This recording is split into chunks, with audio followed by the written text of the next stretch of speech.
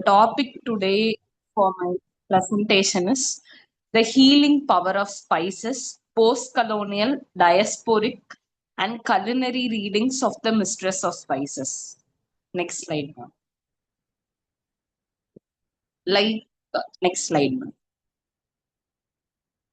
Um, this book was very much interesting, and I thought that this book would be like some kind of a story which we read or a novel which we usually read.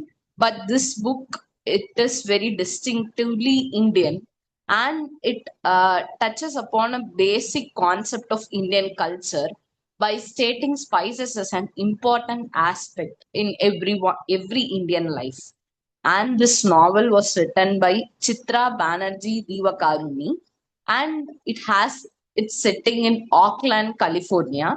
And the main character of the novel is Tilotama. She is the one who has a spice stone.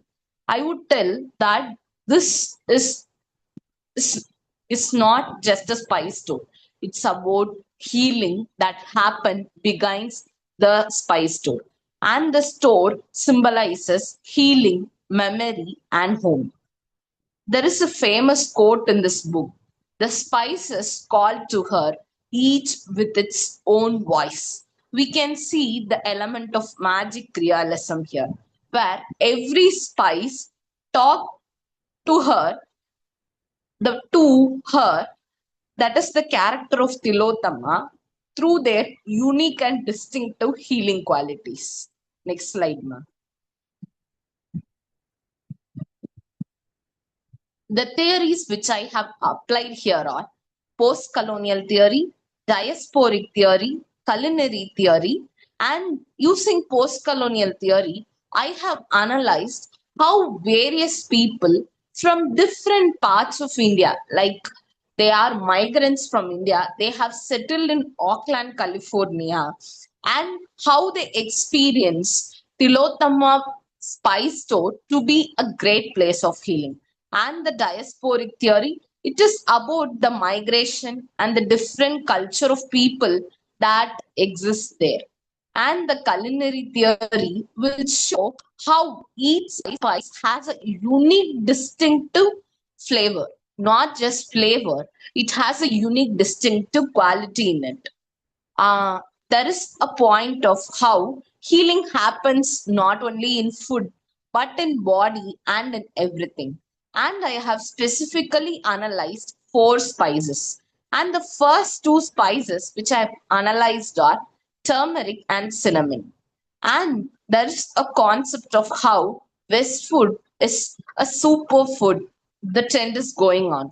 And the India seems to have a rich variety of culinary culture, even embedded with lot of spices.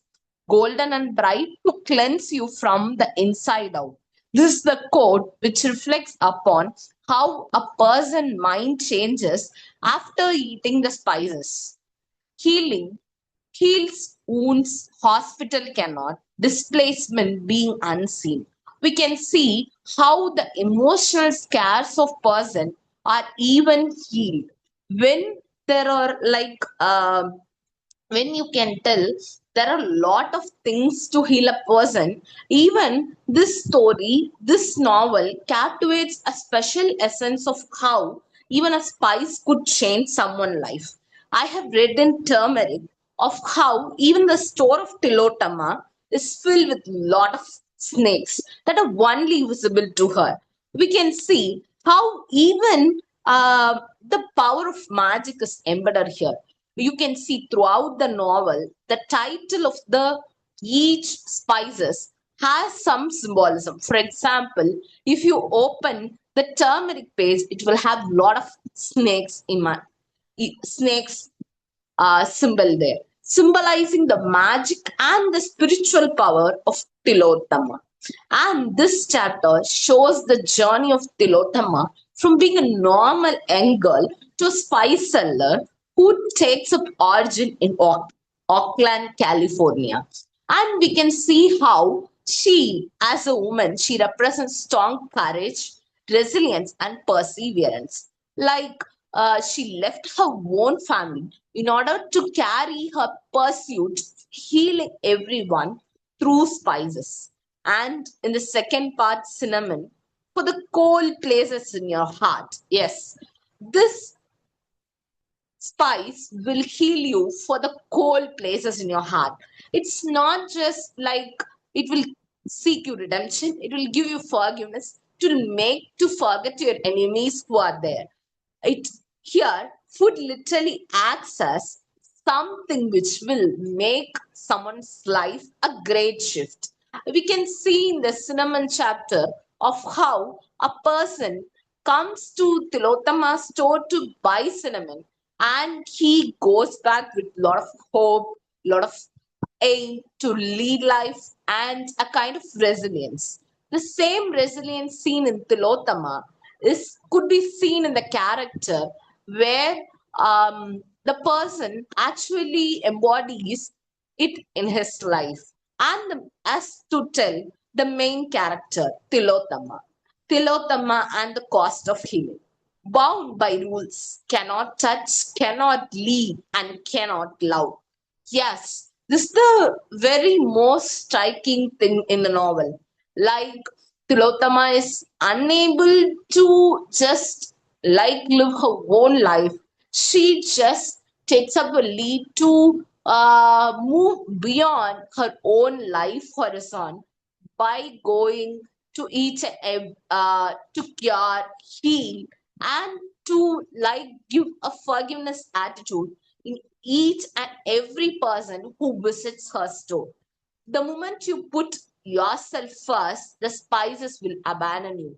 Yes, this quote tells a lot about how when a person enters Tilottama store, they should be very they should have a good sense of like feeling to show the a kind of good thing, not the head weight or something like that. When a person of that range come, he will not be cured by the spices. And what will happen next? The spices never leave her, but people remember. Healing is not magic; it is what we pass on. The key idea of the novel is that healing happens never in magic. It is something that we pass from here to there. Like we can see the character of Tilottama, the spices passed by her creates a sense of healing.